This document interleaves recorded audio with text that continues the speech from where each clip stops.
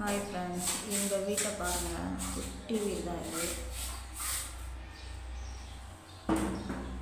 இது வாசல் அப்படியே சுற்றி பாருங்கள். உட்காந்தே காமிச்சிடலாம்.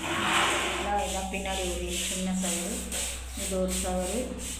இது என் பையன் பெயிண்ட் அடிச்சிட்ருக்கான். இவ்வளோதான். இந்த குட்டி வீட்டில் தான் நாங்கள் கொடுத்துன்னு இருந்தோம். ரொம்ப குட்டி. இது தர கூட பார்த்துக்கோங்க.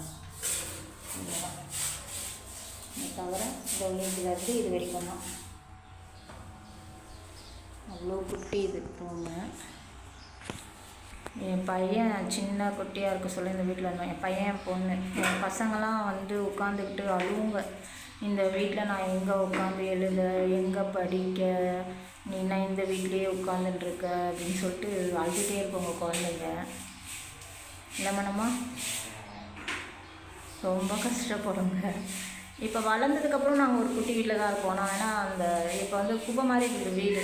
ஏன்னா ஃபுல் துணி தான். நான் தைக்கிறதுனால என்ன பண்ணியிருக்கேன், ஃபுல்லாக துணியாக போட்டு வச்சுருக்கேன். இப்போ அந்த வீட்டை வேணால் எடுத்துகிட்டு காமிக்கிறேன் பாருங்கள். 2 வயசு பசங்களை வச்சுக்கிட்டு நான் அந்த வீட்டில் தான் இருக்கேன். இன்னும் கஷ்டப்பட்டு தான் இருக்கேன்.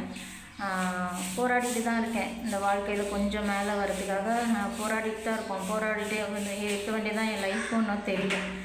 என் பசங்களும் சொல்லிட்டு நம்மளாம் எப்போ மேலே வருவோம், ஏன் இப்படியே இருப்போம் அப்படின்ட்டு. அதுக்கு என்ன பண்ணுறது, கடவுள் கொடுத்த வாழ்க்கை இது, வாழ்ந்து தான் ஆகணும், வேறு வழி கிடையாது. என்ன பண்ணம்மா, ஆண்டவர் எப்போ நம்மளை மேலே உயர்த்தணுமோ அப்போ உயர்த்துவார். அது வரைக்கும் பொறுமையாக தான் இருக்கணும், வேறு வழி கிடையாது. நம்மனா யாரையும் ஏமாற்ற போகிறோம், ஏமாற்றி அடித்து பொழைக்கிறவங்க மட்டும்தான் மேலே வர முடியும். நம்ம உண்மையாக இருக்கிறவங்க எப்போவுமே மேலே வரவே முடியாது. இருக்கிற மாதிரி தான் இருக்க முடியும்.